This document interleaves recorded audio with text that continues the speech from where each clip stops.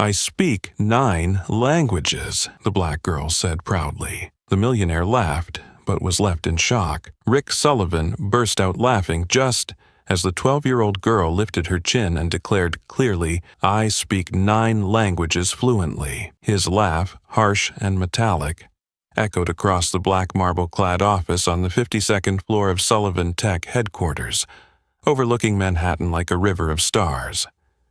Rick tilted his wrist slightly so that his $80,000 Patek Philippe caught the light, a reminder to everyone that he stood above them. The walls were lined with paintings worth more than entire blocks of houses. Beneath his feet, the carpet swallowed footsteps whole. "Send them in," Rick said into the gold-plated intercom. The secretary's voice replied, "Carmen Johnson and her daughter are here to clean." The glass doors slid open. Carmen pushed the supply cart, her dark blue uniform neat and pressed. Beside her was Lucia Johnson, a thin black girl with a worn but spotless school backpack and shoes polished to a shine. Lucia looked around for more than a second, measuring the place where her mother had worked for 8 years but had never been allowed to truly see. Rick circled them like a shark, smelling fear. "Carmen," he sneered, "8 years here, right? What's your education level?" "I finished high school." "Only high school." Rick let out a mocking laugh, his voice cutting. Then, glancing at Lucia, he added with a sly smirk, "And this is the little colored girl learning how to dream big? This isn't the place for people with your skin color to dream, you know." The words seemed casual, but they carried blades hidden in velvet. Carmen lowered her head.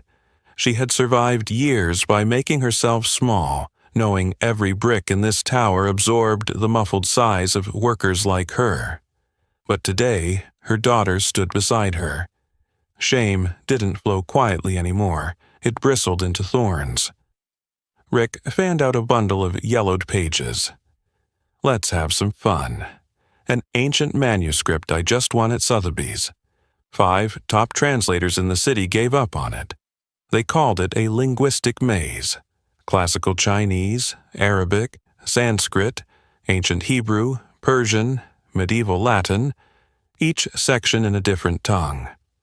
Hey, little girl, guess what it says?" Lucia looked down. The script meandered like a river, splitting into countless streams. She didn't rush. Rick's eyes glinted. He turned back to Carmen. "You scrub toilets for people smarter than you. Your daughter will end up the same. Intelligence is inherited, you see?" And then, twisting the knife deeper. "And with her skin, climbing these stairs is even harder." Lucia lifted her gaze. Her eyes weren't angry, just steady. "You said the translators couldn't read it," she answered calmly. "Can you?" "I'm a businessman, not a translator." "Then you can't read it either. Yet you mock others for not being able to." She paused a beat, her voice soft but firm. "Money isn't proof of intelligence." Silence. The hum of the air conditioning grew taut like a wire. Rick's face flushed. He snapped back, defensive. "Do public schools teach you to talk back like that? A poor black kid claiming she can read what white PhDs couldn't? Stop deluding yourself." Lucia didn't look away. "I speak 9 languages," she said, as if stating a simple fact. "If you want, I'll try." Rick raised a brow. Carmen's breath caught. She knew her daughter was studious, but 9 languages was another universe. Rick crossed his arms. "List them." Lucia ticked them off on her fingers. "Spanish, native, English, advanced, Mandarin, basic, Arabic, conversational, French, intermediate, Portuguese, fluent, Italian, basic, German, conversational, Russian, basic." Each name pronounced perfectly, her tone crisp as nails driven home. Rick laughed louder, the sound forced to cover a crack in his certainty. "A black public school girl claiming 9 languages? Sounds like clickbait. Proof?" Lucia didn't flinch. The New York Public Library offers free language classes after school. Mr. Ahmed teaches Arabic on Thursdays. He was a literature professor in Damascus. Now he drives a taxi. Mrs. Wang teaches Mandarin on Tuesdays, once head of a department in Beijing. Ms. Maria Rossi teaches Italian on Saturdays. She cleans houses by day, volunteers at night. They're not rich, but they're rich in knowledge. I studied through books, apps, people. Anyone can learn if given respect and opportunity. Carmen's grip on the cart tightened, then eased. For the first time, she saw her daughter's path not as a shadowed alley, but as a road paved with persistence and community. Rick glanced at the manuscript, his mocking grin faltering, as though someone had tapped a crack in his glass confidence. "Go on, then?" His voice was quieter, chin flicking toward the pages. Lucia drew a deep breath. She laid her warm palms on the brittle paper and began to read. The air shifted. Classical Chinese fell from her lips in sharp, luminous strokes, then ancient Arabic, flowing, melodic, curling like a carpet's pattern. Sanskrit followed, syllables heavy with seed-like weight. Ancient Hebrew, Persian, medieval Latin, each tongue distinct, yet the meaning wove seamlessly like a river coursing through many lands. Rick's jaw dropped, then snapped shut, like a fish lifted from cold water. His office had never witnessed power manifest like this, not the whip of wealth, but the wings of knowledge. Carmen's hand rose to her chest, eyes brimming. Her daughter, the child who once did homework under a flickering bulb, was now speaking to the world from heights Carmen had never dared to imagine. Lucia looked up, her voice still steady. "Shall I translate the meaning for you?" Rick couldn't argue any more. A single yes slipped out. Not from his ego, but from a part of him long buried. "The manuscript speaks of the nature of wisdom and wealth," Lucia began. "True wisdom isn't found in gilded palaces, but in a humble heart. True wealth isn't counted in money, but in the ability to see dignity in every person. True power doesn't humiliate, it lifts others up." She stopped a moment. The words weren't loud, but they struck exactly where Rick had hidden his mirror all these years. For an instant, he wanted to retort, with jargon, charts, numbers, but suddenly those things shrank to ants scurrying in circles. Before him stood a black girl who spoke 9 languages, read 6 ancient scripts, and didn't flinch at power. And he, a man who had bought what he didn't need just to hear money ring, felt empty. I'm sorry," Rick muttered, startled by his own voice. The 3 words fell like lead on marble. Carmen looked up. In 8 years, no one on the 52nd floor had ever said sorry to her. But Lucia only shook her head slightly. Words aren't enough. Actions matter. She met Rick's gaze. "If you truly want to change, I'll set the condition. But that comes after I finish translating." And so, on the 52nd floor of Manhattan, the opening strike of a rich man was overturned by the knowledge of a child. The rules of the game had shifted. The one in control, at least in this room, was no longer the man behind the stone desk, but the girl standing by the manuscript, her hands steady and unshaken. Lucia translated each layer of meaning, unhurried, as if unlocking a chest with 3 locks. "The first layer," she said, "is instruction. Whoever thinks they are above others because of money is the poorest of all, for they've lost the ability to see light in others. Whoever uses power to belittle others is weak, for they need others to shrink just to stand tall." Rick pressed his hand on the edge of the stone desk. His fingers stiffened. The cold surface no longer gave him the safety it once had. A familiar voice in his head urged, "Argue, push back, twist the logic." But here, Logic was no longer something he could buy. It was truth resounding through many tongues. The second layer, Lucia continued, is metaphor. The text uses a river to describe language. Water changes name and color as it flows through each land, yet it remains water. People change skin color, jobs, bank accounts, yet they remain human. Their dignity does not change. She stopped and looked straight at Rick as she said the word dignity. Carmen drew a sharp breath. She knew these truths in her bones, being called the wrong name, being ordered to work faster than a machine, being seen as a tool. But today, hearing her daughter say dignity, she felt a door open in her chest, a door she had kept locked for years just to keep going. The third layer, Lucia placed her hand on the final page, is choice. When the powerful realize they have been blind to the wisdom around them, that is the moment they begin to awaken or condemn themselves. Rick swallowed hard. The word condemn fell like a stone into a deep well.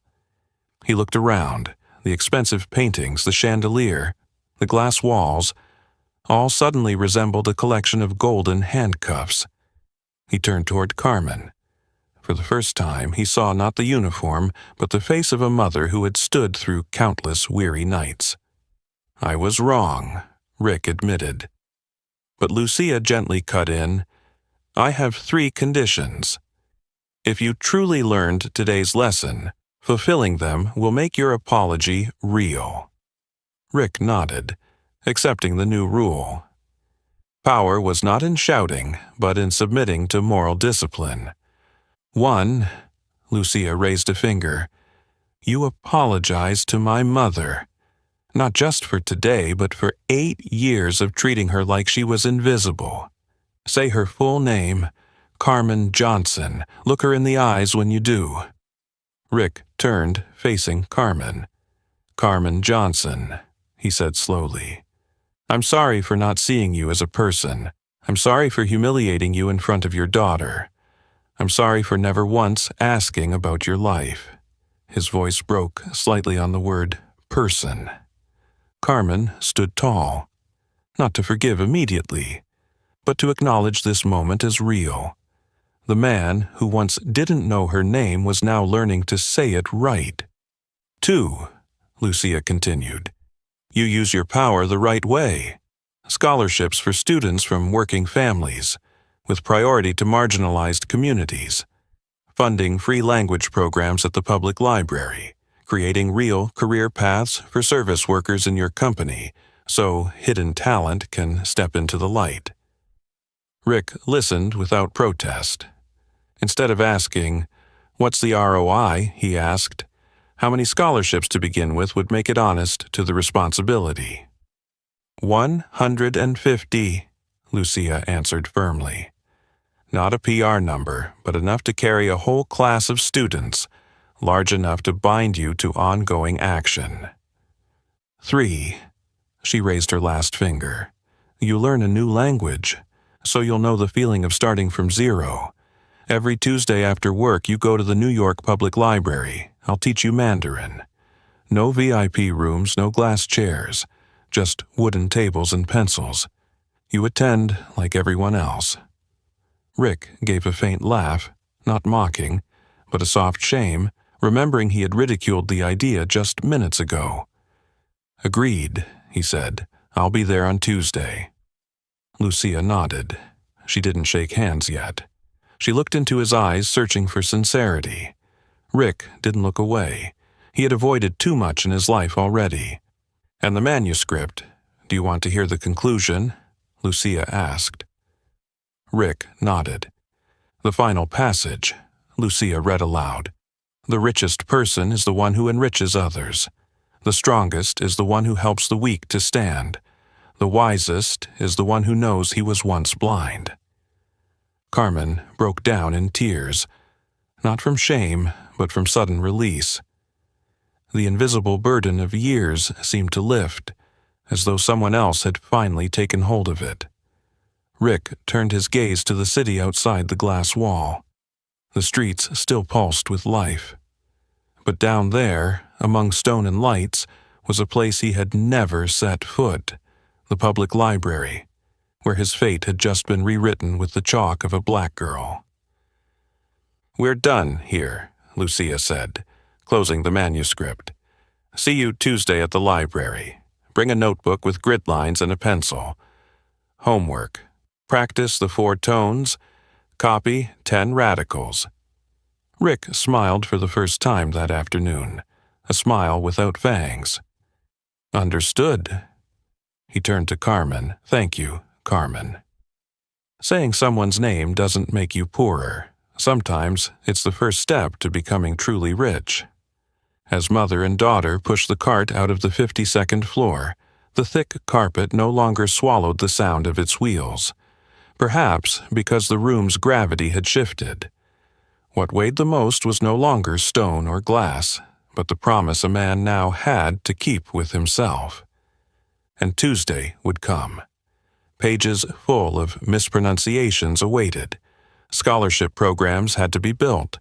Eyes from the country club would squint. But today, in the invisible ledger of Rick's life, 3 bullet points had been written in ink that could not be erased. And at the end of the 3rd line was the signature of the youngest teacher he had ever had, Lucia Johnson.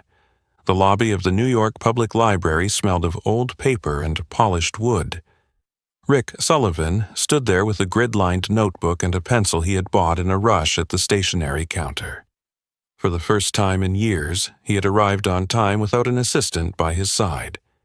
His phone rested quietly in his pocket. His eyes drifted over the study tables. An elderly woman teaching her grandson math. A group of high schoolers bent over homework. A few immigrants typing carefully as if afraid the words might slip away. "You came." Lucia Johnson appeared with a backpack heavy with books, her hair tied neatly, a navy hoodie over her shoulders. She didn't bow to power, nor did she act smug in front of someone asking to learn. "Class rules," she said. "No VIPs. Phones on silent. Don't interrupt. Mistakes get corrected, not ridiculed." Rick nodded and put away his phone. Lucia opened her own notebook. On the first page were 4 large tone marks, 1 flat line, 1 rising arrow, 1 dip, then rise, 1 falling stroke. "Ma, ma, ma, ma," she read, her voice clear as glass. Rick repeated after her. "Ma," he said clumsily, the sound crashing onto the wooden table. Lucia smiled, not mocking. "Better than the first time. 3rd time will be smoother. After that, do it again." Sweat gathered on Rick's neck despite the cool air. At the Summit Club, a single mispronunciation would be an excuse for ridicule. Here, mistakes were rungs on a ladder. At the next table, a Middle Eastern man in his 50s gave a slight nod when Rick finally got "ma" right. Lucia introduced him. "This is Dr. Ahmed, my Arabic teacher. He drives a cab by day, teaches letters by night."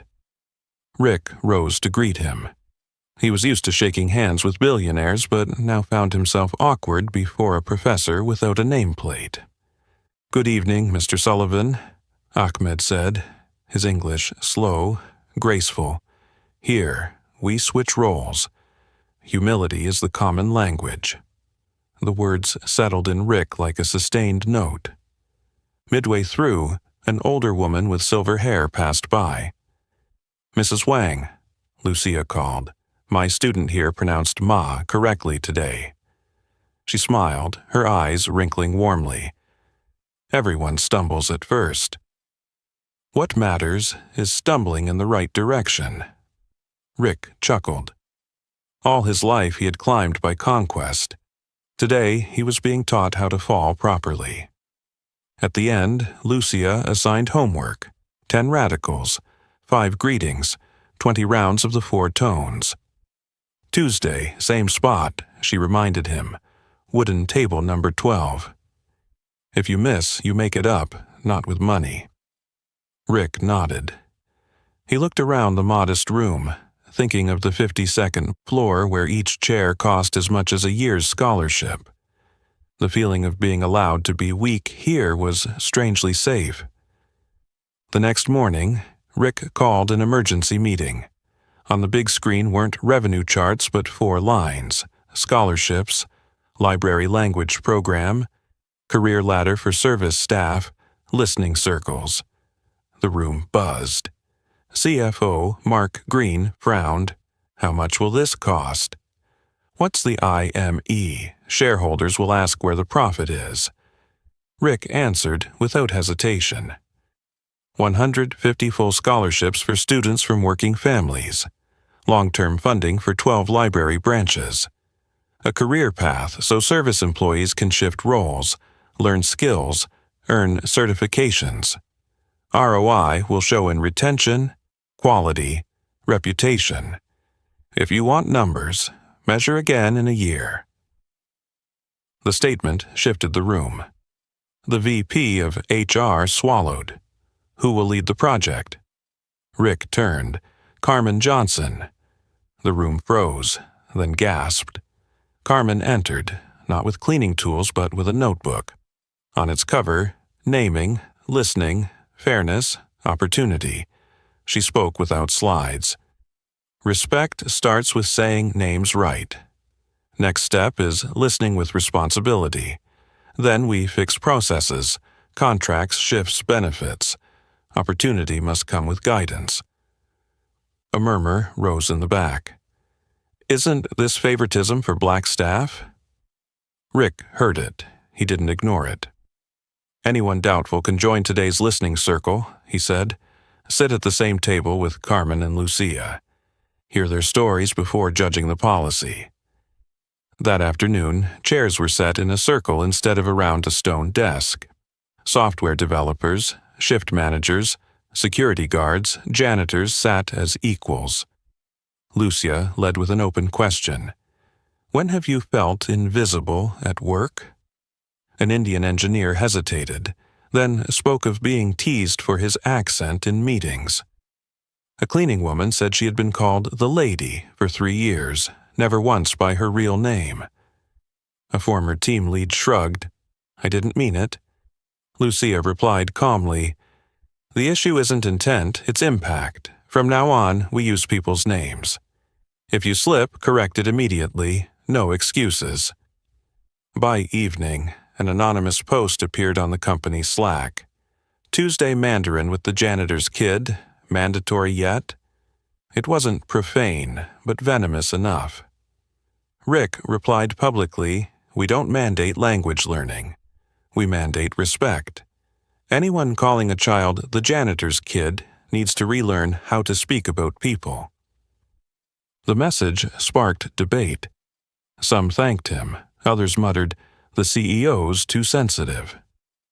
Rick didn't delete the arguments. Instead, he scheduled 2 more listening circles. Carmen kept time. Lucia asked questions. Ahmed and Mrs. Wang sat in attendance. By the 3rd session, people understood. This wasn't favoritism, it was correction, bringing the scale back to balance. But pushback came from outside too. A finance blog headlined, Sullivan Tech Goes Woke. CEO learns Mandarin at public library, elevates janitor to management. The comments dripped with racist jabs at skin and intellect. Rick read them all, unflinching. He sent a company-wide email. When you touch injustice, it screams. The screaming is proof you're hitting the right nerve. Keep doing the homework. On Tuesday night, Rick returned to table 12. Lucia checked. Where are the 10 radicals? Rick showed a page dense with strokes. She gave a small nod, enough to make the student want to stay. For an hour, they wrestled with characters. Each time Rick got it right, Mrs. Wang winked from the next table. Each time he stumbled, Ahmed whispered, slow down. At the end, Lucia instructed, next week read a short classical Chinese passage, no transliteration. You'll stumble and get back up many times, that's normal. Rick smiled. Turns out, success has tones too. I've been pronouncing it wrong for years. Lucia, slung on her backpack, tapped Rick's notebook lightly. Tomorrow at the company, there'll still be hard sounds. But if you read one sound right at a time, eventually it becomes a sentence. Night fell over Manhattan. The 52nd floor still glowed, but now, for Rick, the library's lights felt warmer. He realized power isn't lost when you learn to say sorry. It only shifts, away from mocking laughter toward the nods of those who had never been invited to the table. Friday noon at the Summit Club, dark wood paneling, thick velvet drapes, Bordeaux glasses glowing under amber light. Bradley Carter, hedge fund, Sebastian Price, pharmaceuticals, Ethan Cole, telecom, sat around the table, their eyes trained to measure people by stock prices. Rick, Bradley lifted his glass, I hear you're bringing social justice into your company, taking Mandarin classes at the public library, and promoting a black janitor to director. Each word snapped open like the lid of a box releasing prejudice. Rick set his glass down. Her name is Carmen Johnson. She leads our people development program, designing real career pathways, and I'm learning Mandarin from my 12-year-old teacher, Lucia Johnson. Sebastian scoffed. Is this PR?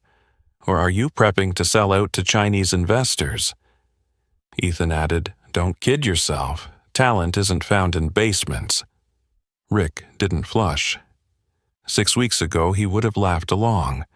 Today, he spoke steadily. Doctor. Ahmed was once a professor of Arabic literature. Mrs. Wang once chaired a department in Beijing. They teach in libraries because of borders and wars, not because they're lesser. It took me 51 years to see that. Bradley set his glass down with a sharp clink. You're weakening our position. These woke stunts make shareholders uneasy. Rick smiled, without fangs. If shareholders oppose respect and investing in people, maybe Sullivan Tech is no longer the right fit for them. Choose your side, Sebastian said. 1 week, adjust, or you're out of this circle. Rick stood, not mocking. I'll leave right now. You can keep your circle. I have a new one, the library, the classroom, the scholarships. He walked away. Behind him, someone muttered, lunatic, a stone dropping onto carpet with no echo. Monday, quarterly shareholders' meeting. Reports and charts filled the room. Mark Green presented conservative forecasts. A shareholder asked, We hear costs are rising from scholarships and libraries. What about margins? Rick didn't dodge. Yes, costs rose. But turnover rates dropped. Productivity stabilized. Workplace accidents at 2 satellite plants fell 30% after retraining and schedule adjustments. And the applicant pool has doubled because of our reputation. Another shareholder frowned. That's correlation, not causation. Rick nodded, agreed. So, let's test it. 2 units replicate the model, 2 remain unchanged, 6 months of data, I'm betting on people. Mid-session, an aide whispered to Rick. Problem in the lobby. He excused himself. The Lucia Johnson scholarship poster had been defaced with black marker. A crude drawing beside the scrawl, Stay in your lane. No slurs, but the target was clear. Skin color and her mother's work. Security was flustered. Employees murmured. Carmen stood firm, pale but chin high. Lucia arrived seconds later, stopped, stared at the words. She didn't cry. She raised her phone, snapped a photo, then turned to the gathered crowd. We do 2 things. 1, erase it. Filth doesn't get to linger on a wall of opportunity. 2, we don't erase in silence. Rick nodded. He called janitorial staff with cleaning solution and set a portable speaker down. Everyone, he said, his voice steady. "Here we call people by name, and we fix what's wrong. This attack is against Carmen Johnson, against Lucia Johnson, and against anyone who believes education is a right. We don't retaliate, but there are consequences. Camera review, suspension of those responsible, mandatory bias training, and a public apology, if the harmed accept it." A mid-level manager, tense-faced, stepped forward. I did it," he blurted. "I was angry because the company's changing too fast. I didn't mean to insult her skin." Carmen looked at him, not shouting. "Lack of intent doesn't erase impact. I hear your fear of losing ground, but your ground doesn't come from pushing me down." Rick suspended him 3 weeks without pay, required 3 listening sessions, a public apology, and reinstatement only if Carmen and Lucia confirmed they'd heard sincerity. The man nodded, eyes wet. I'm sorry," he said, looking directly at Carmen for the first time. Carmen gave a small nod. "I hear you." The graffiti was scrubbed away on the spot. Rick ordered not to reprint a clean poster yet. Instead, frame the cleaned one with a caption. "Defaced, restored, stains remain to remember." Lucia added, "And list the names of those who scrubbed it. Janitorial crew, front desk staff, and the one who confessed." Heads nodded. Community justice doesn't erase the wrongdoer. It places them in the process. Rick returned upstairs. "Apologies for the pause," he told the shareholders. "A lesson just played out downstairs. It didn't break our business model. It built our trust model." One senior shareholder, silver-haired and cold until now, spoke slowly. "I despise hollow PR, but if you're building a workplace where janitors and engineers resolve crises together, I'll keep my stake for another 3 years." Evening. Rick returned to the library. Lucia opened a new lesson, a short classical Chinese passage. Rick stumbled, tried again, then read it right. "Good," Lucia smiled. "Tomorrow's the first round scholarship interviews. Do you want to sit with the panel?" "Not to grade, just to listen." Rick nodded. "I've spoken too much of my life. Now it's time to hear others' lives." That night, he walked through the 52nd floor. On the walls where $1,000,000 paintings once hung, now were photos. Ahmed by a chalkboard of Arabic script. Mrs. Wang smiling behind a stack of books. A young Latinx girl clutching her scholarship letter. Carmen at a round-table meeting. Rick dimmed the lights. The atmosphere softened. Downstairs, the faint stain left on the scholarship poster, deliberately not scrubbed away, reminded him that this work would always leave marks. And perhaps keeping a scar to remember was the most necessary thing to prevent returning to days when he thought he stood above others. Before locking up, Rick wrote in his grid notebook, "Learning people's language is harder than learning Mandarin, but mastering both is how you truly read the world." He closed it. Tomorrow, the voices of scholarship applicants would pour into the room like fresh wind, and in the middle of it, a pencil still waited for him to mark the first words of a rewritten life. A temporary interview room was set up in the 6th-floor hall. Folding chairs, plain white tablecloths, paper water cups, handwritten name tags. Carmen Johnson served as coordinator. Beside her sat a blind review panel. 2 young managers, a veteran engineer, Dr. Ahmed, Mrs. Wang, and Lucia, the youngest of all, yet seated at the center of the table. Rick Sullivan only listened, a sheet of paper in front of him with 4 words written by Lucia. "Do not interrupt." The first candidate, Amaya Rivera, Queens, brought a bundle of bilingual poems. "I wrote them while waiting for my mom to finish her shift," she said, fingers nervously touching a cheap necklace. Lucia asked, "When do you feel invisible?" Amaya recalled when a teacher told her, "Your accent is cute," then gave her low marks for having kitchen grammar. Dr. Ahmed asked to read one short poem. The entire panel fell silent. Rick sat still, realizing talent flowed right in front of him, without golden frames. The second candidate, Jamal Carter, Brownsville, carried a robot built from scrap. "I love the subway," Jamal said, eyes glowing. "I want to study rail engineering." When Lucia asked about failure, Jamal grinned. "I once applied for an unpaid internship. They asked me, 'That hoodie, is that the dress code?' I went home, coded a Python simulation of the brake system, sent it back. Next time, they invited me." The third candidate, Noah Higgins, Staten Island, white, with neatly written notes. His father had died in the opioid crisis. "I work at the ferry terminal," he said. "I'm not good at speeches, but I show up on time." Lucia nodded, marking discipline and perseverance. The scholarship wasn't only for one skin color. It sought potential too often overlooked.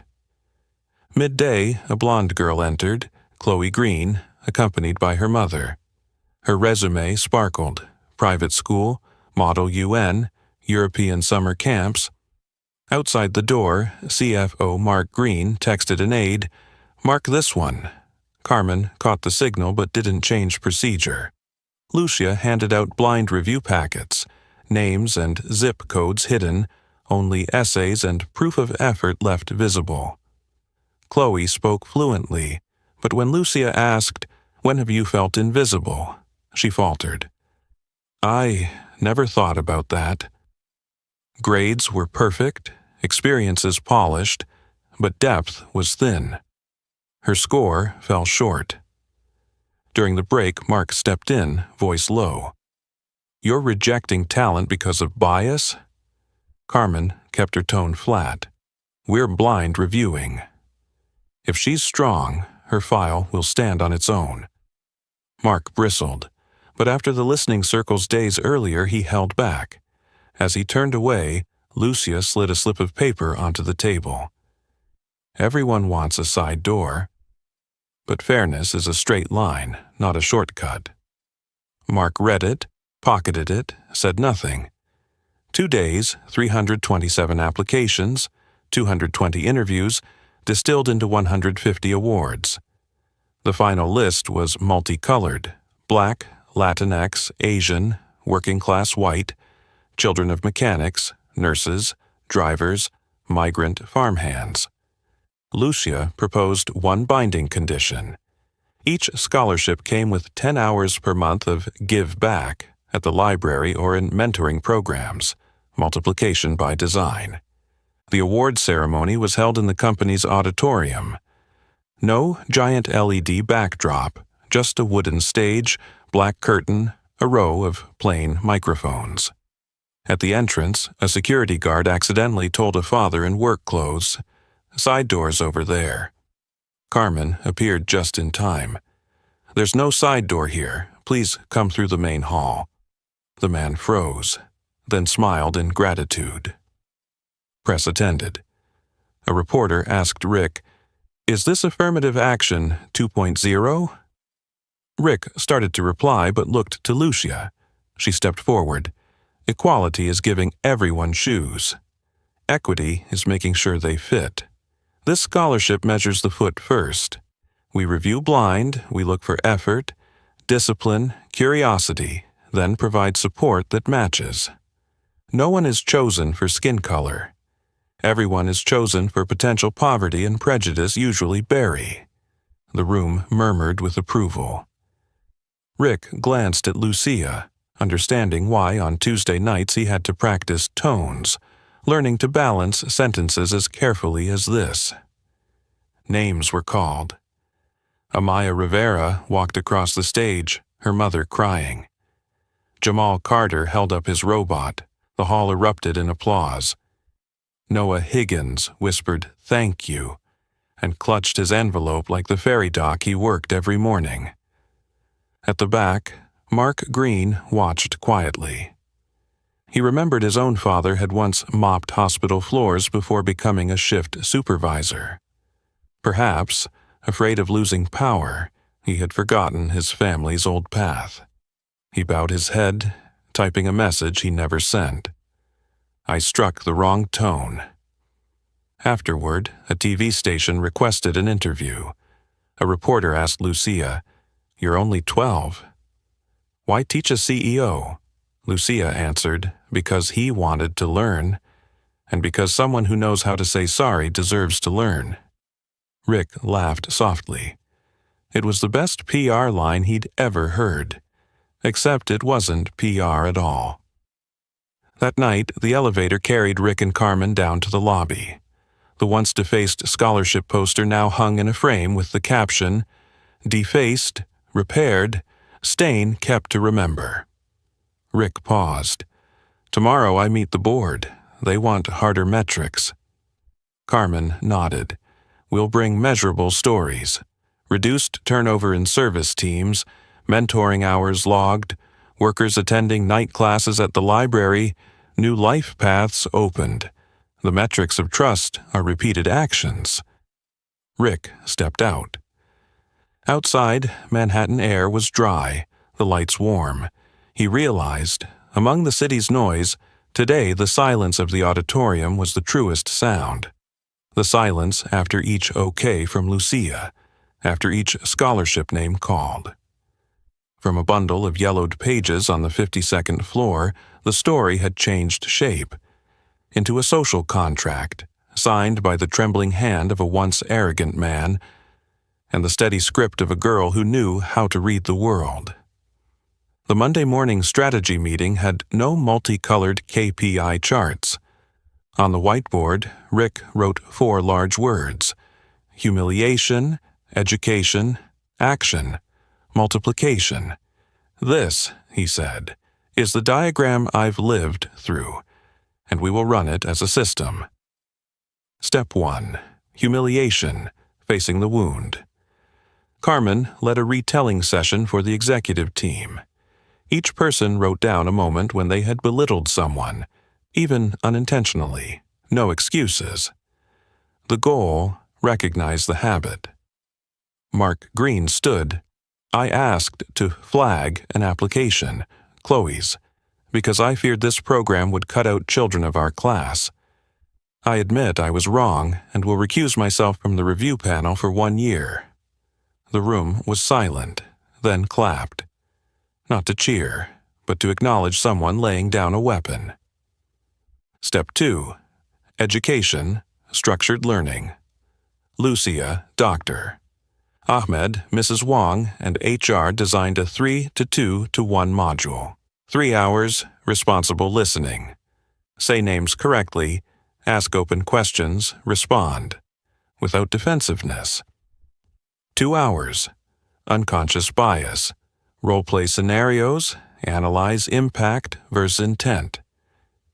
1 hour, skills of uplift. How to give concrete opportunities. Shadowing, mentoring, micro-grants. No endless slides, real stories led the way. Every manager had to complete it within 30 days. Step 3, action, fixing process. 2 units piloted, 2 stayed as control, as Rick had promised shareholders. In the pilot, Carmen's team redrew the career path for custodial staff. From cleaner, team lead, facility coordinator, safety and operations associate, linked with night classes at the library, basic IT, communication, English, Mandarin, Arabic. Timesheets changed.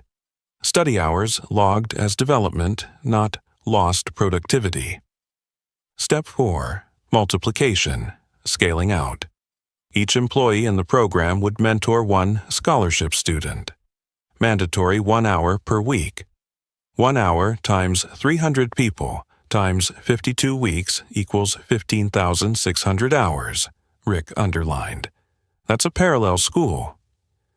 Results, month 2.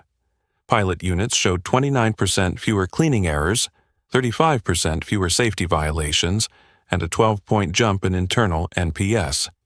Control units showed no change. CFO, Mark, presented himself. I measured it.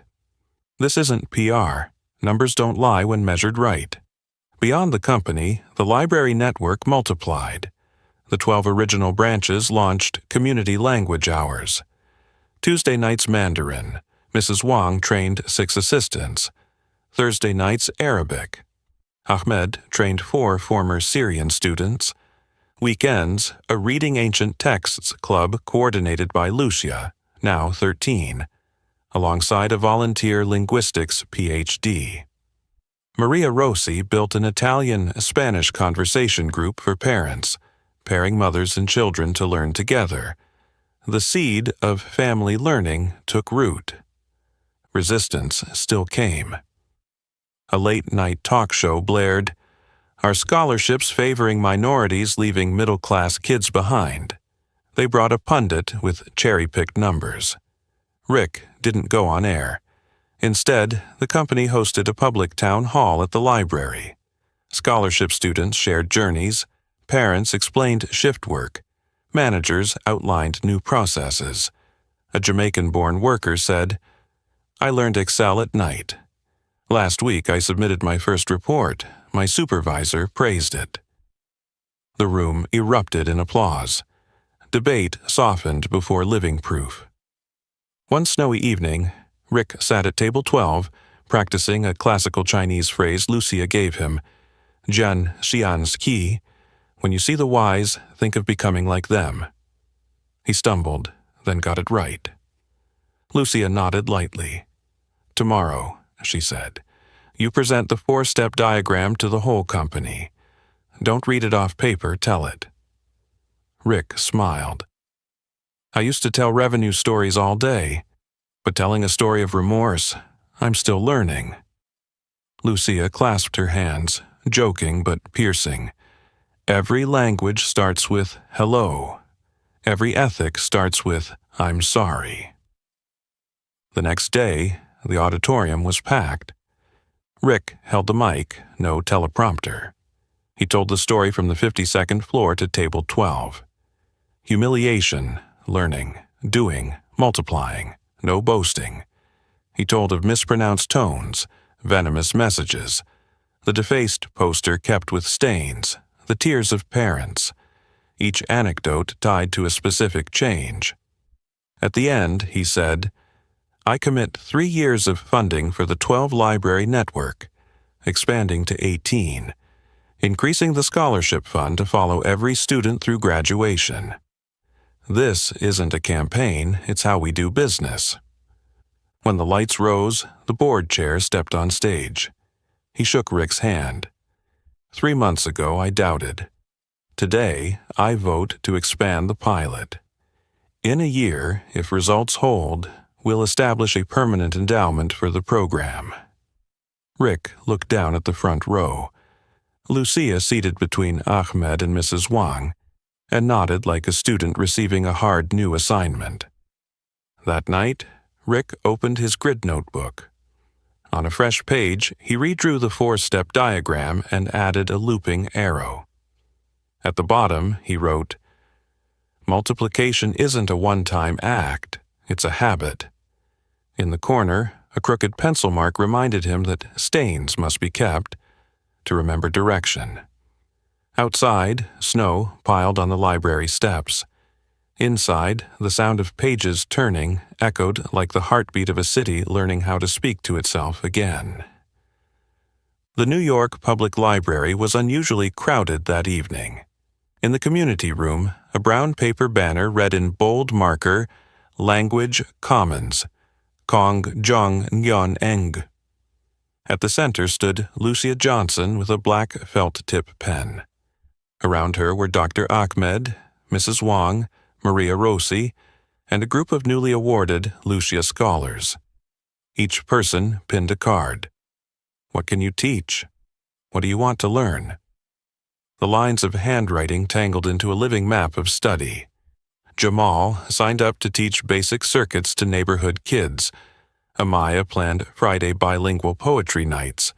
Noah offered to monitor ferry schedules and teach Excel to parents.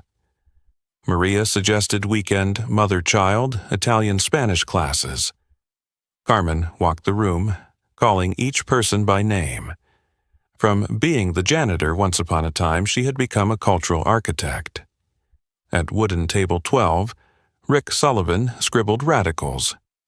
Practicing tones, he confused ma with ma, drawing warm laughter from the group. Mrs. Wang nodded. We laughed to learn, not to humiliate.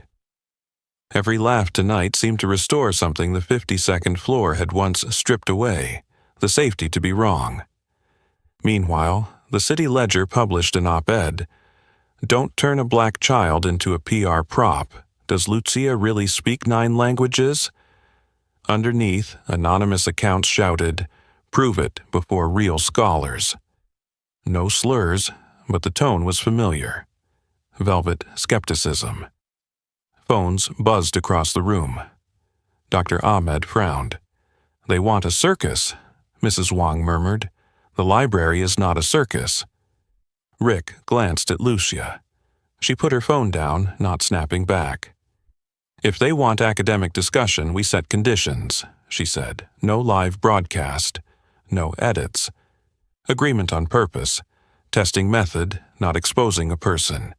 And a commitment. Each scholar must sign a letter supporting the library. Dr. Ahmed nodded. We'll invite colleagues from Columbia, NYU, Right Field, Right Protocol, Mrs. Wang added, and Lucia won't perform alone. This is comparative study. There must be co-readers, co-translators. The next morning, the library director received a discreet letter. Some old donors warning to reconsider lending space for a political show. Polite words, heavy weight. The same day, the Summit Club leaked a rumor. Sullivan using a child to polish his image. Rick read it all, said nothing. He brought the letter into the library boardroom, laying it beside the handwritten venue request Lucia had submitted. The director sighed. Our budget depends, but justice also needs money. Carmen said, the community will raise funds. Lucia added, and Sullivan Tech will cover the hall, without a logo. That night, a special listening circle was held. Lucia stood in the middle of the chairs. I am not a wonder to be ticketed. I will read if conditions ensure knowledge is not turned into spectacle. If not, then no. A parent asked softly, Are you afraid? Lucia smiled thinly. I fear becoming a tool, but language, I love it. Dr. Ahmed scheduled an internal colloquium, inviting 3 scholars, Professor Klein, Ancient Hebrew, Columbia, Dr. Farah, Classical Arabic, NYU, Associate Professor Romano, Medieval Latin, Fordham. They accepted, for the subject and for the library. Conditions, closed to press, only an academic record published later, approved by all 3. The City Ledger refused. Live stream or nothing. Mrs. Wang chuckled. Nothing, then. Late one night, Lucia and Carmen walked home. A strange car slowed, window rolled down, a sneer tossed out. If you're so smart, stay smart in your own house. Then it sped off. Carmen squeezed her daughter's hand. Lucia didn't chase the taillights. From her backpack, she pulled a stiff card she had written, Never turn knowledge into a circus. Read to lift others. Carmen looked at the words, her eyes softening. If you change your mind tomorrow, I'll still be proud. Lucia shook her head. I set the conditions. They agreed, that's enough. The colloquium was set. Saturday, 10 a.m., Hall C of the library. Outside, a protest group registered to gather, demanding transparency. The library coordinated with police to maintain order. Rick stood outside in quiet sponsorship, without speaking. He signed a commitment to cover all security, materials, and ASL interpretation. This is the House of Language, he told the director. The doors must stay open. The night before, Lucia sat alone at table 12. She opened the manuscript, not to memorize, but to revisit the river she had crossed. In the margin she wrote, "The real test isn't proving I'm good enough. It's proving this way of learning is open enough for anyone to walk." She folded it shut, turned off the lamp. From the tall window, Manhattan exhaled. Down on the street, wind tapped gently against the signs. Above, morning was already slipping through the edge of the curtain, bringing both the glare of suspicion and the glow of love. Lucia was ready. Not to defeat anyone, but to keep her promise. To read in order to lift. The library opened early. The hallway leading to Hall C carried simple posters. Language is a bridge. Say each other's names right. Outside, protesters held signs. Live or it's fake. Inside, 3 scholars quietly examined copies of the manuscript. Faded brown ink, edges frayed like the edges of memory. 10:02. Lucia stepped forward without a microphone, dressed in a white shirt, black pants, sneakers. "I begin with thanks to Dr. Ahmed, to Mrs. Wang, to Maria, to the librarians who opened the rare books cabinet, and to my mother who taught me patience." She invited Professor Klein, Dr. Farah, and Associate Professor Romano to sit at a round table on stage. Today is not a performance but a co-reading. Section 1. Classical Chinese. Lucia read 4 lines. Mrs. Wang read alongside her, explaining rhythm and allusions. Lucia laid out 2 possible interpretations. Professor Klein nodded, noting, "The girl distinguishes well between classical and vernacular Chinese, without confusing the references." Section 2. Classical Arabic. Lucia read, Dr. Ahmed followed, explaining stress and morphology. Dr. Farah asked about textual variants. Lucia pointed to a faint ink mark like an editorial sign. Section 3. Sanskrit.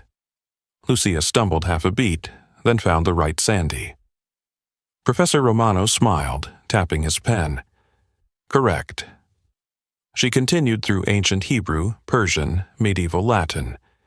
Each section read in tandem, explained, then rendered into English and Spanish. At the back, Rick was no longer short of breath. He forgot the time. In the corner, Carmen sat straight, wiping tears with the back of her hand. Not from hurt, but from pure admiration. During Q&A, a man at the back stood without waiting for the mic. "Why must we listen to a child? This is parrot skill. Let adults do adult work." The room fell silent. Lucia didn't flush. She spoke clearly. "I'm not asking for adults' jobs. I am learning from adults and inviting them to learn again from a child's curiosity. If it were parroting, I could not answer about variants and etymology. And if children must wait until we're old enough to be heard, most of us will never be heard." A blogger raised his phone. "Why not live? Afraid?" Dr. Ahmed took the mic. "Scholarship is understanding before reporting. The record will be published with signatures of the 3 scholars. No edits needed?" The scholars nodded. The blogger lowered his phone and sat. Lucia closed the manuscript and turned to part 2. If today there is something more important than reading texts correctly, it is reading society correctly. The screen behind her displayed Rick's 4 arrows: humiliation, education, action, multiplication. "From a marble room where humiliation once happened," she said, "we came to the wooden tables of the library to learn.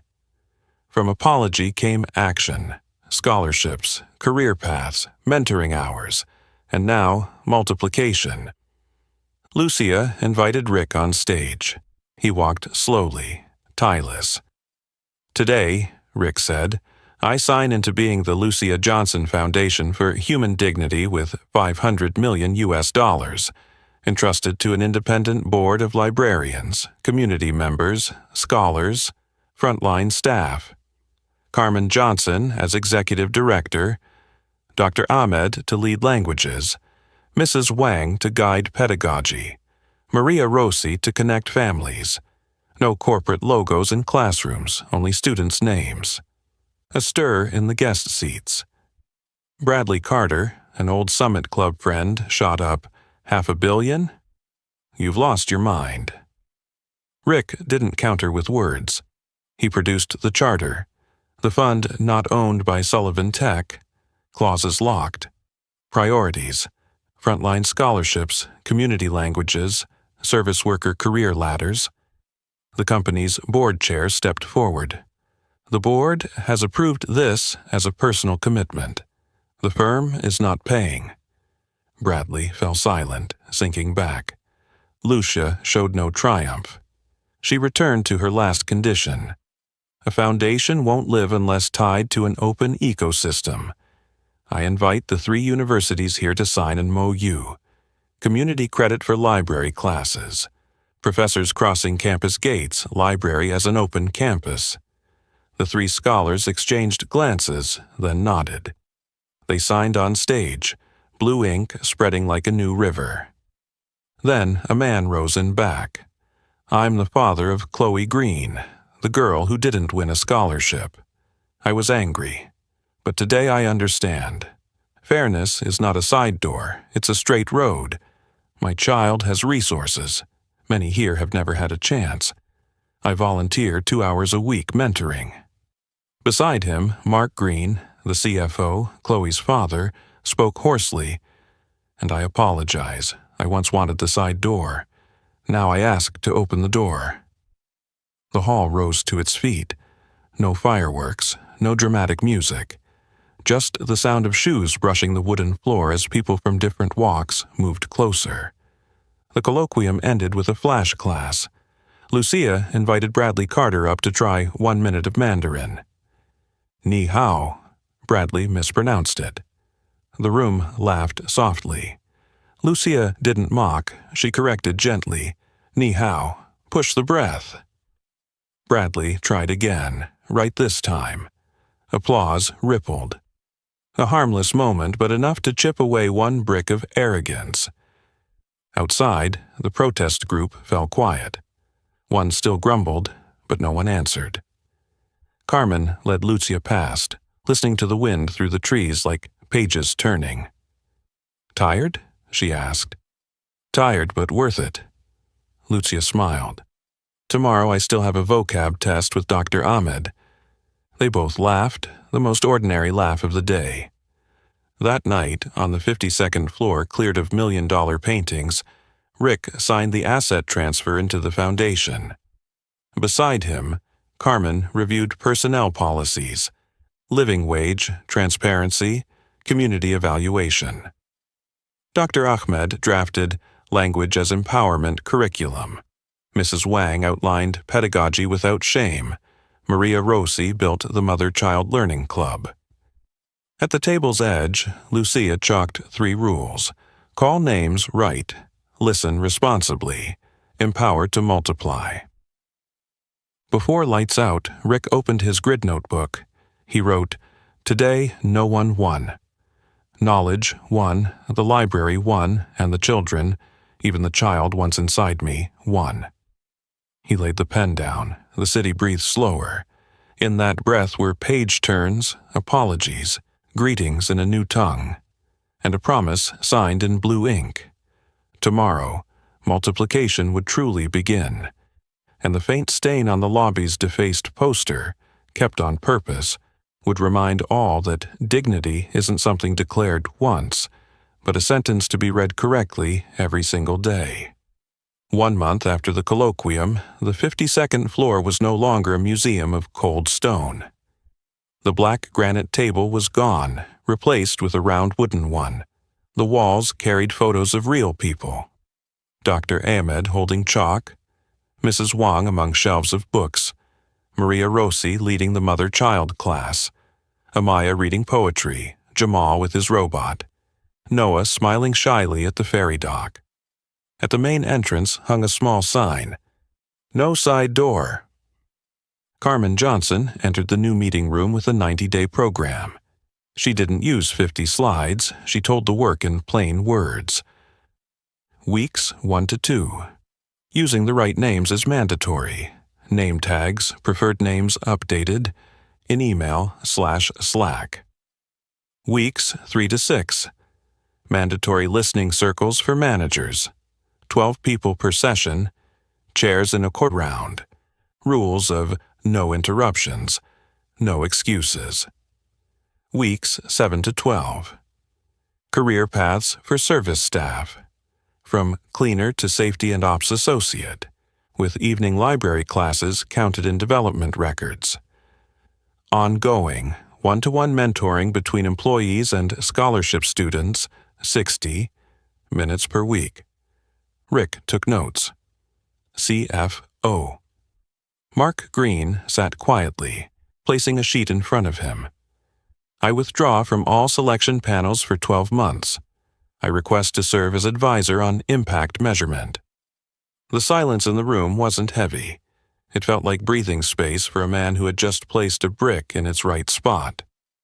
To keep the new culture from becoming slogans, Lucia proposed the 3-sentence rule, a mini code of conduct posted in every meeting room. 1. Say the right name. My name is, I like to be called. 2. Listen responsibly. I hear you said.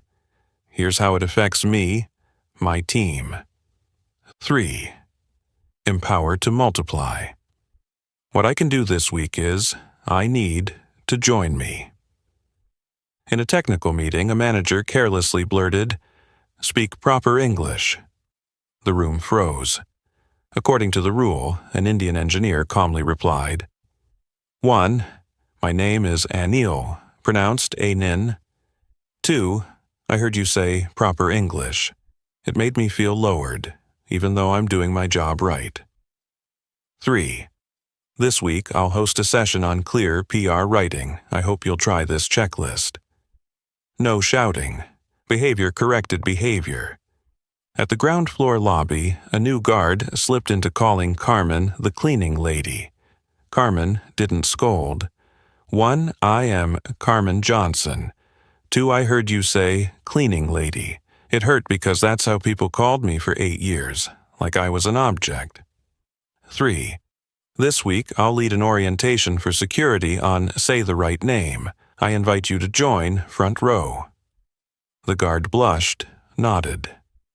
The next week, he himself shared a story about misnaming patients in a hospital and the consequences. Lucia expanded language commons. Every Tuesday at the library, beyond Mandarin class, there was now a work chat room, a corner where service employees practiced sample emails with student tutors. On the whiteboard, write to respect the reader. Amaya ran poetry nights. Jamal opened a circuit lab. Noah taught Excel to parents. Maria organized weekend mother-child classes. Multiplication was taking shape. Racism didn't vanish just because of a 3-sentence rule. One morning, a group of black mothers arrived for the mother-child class and a rideshare driver sneered, "Are you sure you're on the right floor?" implying they'd wandered into a rich space. Lucia didn't yell. She invited him in for 5 minutes. Maria Rossi had him hand out vocabulary cards. One mom said, "Thank you for helping." As he left, Lucia handed him the 3-sentence sheet. He read it, sighed. Old habit. I'll help next week. The company's recruiter retrained the driver team that week. Repeated corrections became habits. Meanwhile, Rick faced bullets from the market. A major retail client hesitated to renew, citing, "Our CEO is busy with social activism." Rick's team arrived, no glossy PR slides. They presented data, error rates down, incident response faster due to the listen and fix process, NPS up, recruitment costs lower thanks to retention. Rick said, "We invest in trust because it produces productivity. If you want a supplier chasing short-term cheapness, we're not a fit. If you want a partner resilient against hidden workforce crises, we are. They renewed, not out of pity, out of logic. The roundtable policy was enforced. Every meeting in circle seating, no podium. Each ended with 3 written commitments, per the rule. Some scoffed at first. 3 weeks later, meeting time dropped 18%. Unresolved tasks down 25%. Mark Green chuckled. When we call things by their right names, work moves faster. Another incident. A meme leaked on Slack. An edited picture mocking Lucia with the caption, "Prodigy for hire by the hour." Not obscene, but toxic. IT traced it to an intern. Under the new code, discipline came with repair. 2 weeks unpaid suspension. 3 listening circles. A 1,000-word reflection on microaggression impact. Co-authoring with Lucia a guide, How to Joke Without Wounding. And a public apology. The intern agreed, voice shaking at the mic. I thought it was just a joke. I didn't understand the hurt, I'm sorry. The guide became onboarding material. At the New Jersey satellite plant, the rule was translated into Spanish and Portuguese. There, a Latina worker suggested name pronunciation tags, cards with phonetic spelling. 3 weeks later, mispronunciations dropped sharply. Survey scores of I feel seen rose. Carmen said, saying the right name doesn't waste time. Saying it wrong costs time to fix. By the 3rd month, Rick replaced the CEO office sign with a small wooden plaque. Round table room. Below, it was a faint pencil mark, cut from the once defaced poster intentionally left. Visitors asked, Rick explained, "We keep the stain to remember that correction is never done." No lofty philosophy, just a habit. At a town hall, a young female engineer stood. I quit my old job because of racial jokes. Here, for the first time, I see a simple rule that takes the sting out. Thank you for the 3-sentence rule. Applause followed, not thunderous, but steady. At day's end, Rick sat again at table 12. Lucia handed him a page of 10 new classical Chinese lines. He stumbled, stood up again. Mrs. Wang noted, tone 2 lengthen. Ahmed teased, every mistake is a rung. Rick wrote in his notebook, reading people right is as hard as reading tones right, but with practice, it becomes natural. Carmen watched through the glass and nodded softly. Culture doesn't sprout from speeches. It heals gradually from small habits. 3 words close this chapter. Name, listen, empower. Turns out, those are also the 3 basic tones needed to read a company correctly. 1 year after the public co-reading at the library, the Lucia Johnson Foundation for Human Dignity released its first report. The numbers were not flashy, but they carried weight. 18 libraries in the network, up from 12, across New York City, Newark, Philadelphia, Baltimore. 2,300 regular learners, 61% service workers, 27% parents, 12% students. 310 scholarships, up from 150, with 88% maintaining high GPA, 100% fulfilling the 10 hours per month give back. At Sullivan Tech, service staff turnover down 38%, safety incidents down 41% internal. NPS plus 15 points, walk-in applicants doubled. Rick stood backstage at the New York Public Library's Central Auditorium, adjusting his mic. On stage was the first graduation ceremony of the Service to Operations Career Pathway. 23 employees, once holding MOPS, received Safety and Operations Associate certificates. A Dominican father choked up. For the first time, my daughter saw my name on a diploma. The hall rose to its feet. Carmen handed out the certificates, pronouncing each name with care. Every name was a rung on the ladder. On the side, Mark Green and his daughter Chloe attended the mentoring session.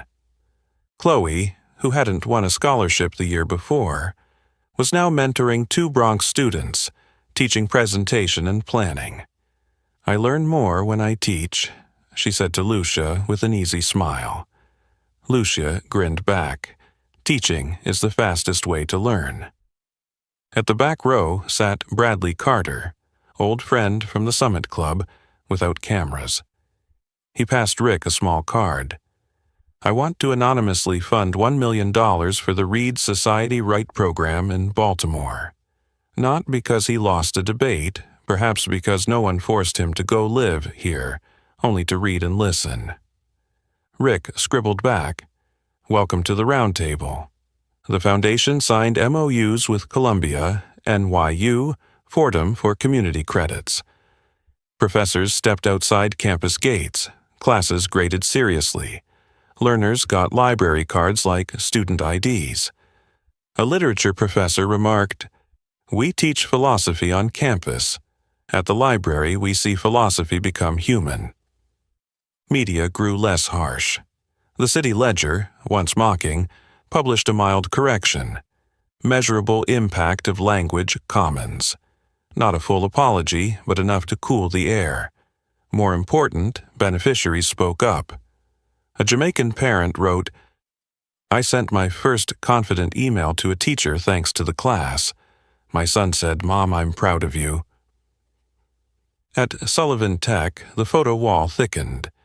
Mentoring pairs, name pronunciation tags, no side door signs in every lobby. The 3-sentence rule was translated into 7 languages. A small supplier in Newark adopted it on their own. After 3 months, they reported lower turnover and fewer customer complaints. "No big slogans needed," they wrote, "just read each other right." Lucia turned 13. She still attended public school, still carried her backpack to Tuesday nights at the library, still corrected Rick's tones. Asked by a reporter, "Who do you want to become?" she answered, "I want to become someone who gets the work done, whatever the title." Names matter when used to respect, not when used to build walls. One afternoon, Rick brought Lucia and Carmen to the 52nd floor, now called the Round Table Room, to sign over major operational powers of the foundation to the independent board. "I step down as foundation chair," Rick said. "Carmen becomes CEO. The board can override my proposals." Carmen looked squarely at him. "And you still sit at the round table each week as a member." Rick nodded. Letting go was a lesson, too. Before signing, Lucia asked to rehang one artifact, the once defaced poster, now framed with the line, "Defaced, repaired, stain kept to remember." Next to it, a handwritten 3-sentence rule from Lucia. At the signing, she read briefly, 1. Say each other's names, that is the front door. 2. Listen responsibly, that is the bridge. 3. Empowered to multiply, that is the long road. Whoever walks these 3 points will reach one another. That night, the auditorium filled for the first scholarship graduation. No fireworks, only warm yellow light. Rick gave a short speech. Lucia had made him cut it down. "I once misread the tones of life. I thought wealth meant right, power meant wise. A black girl in a library taught me that reading people right is the beginning of all wisdom.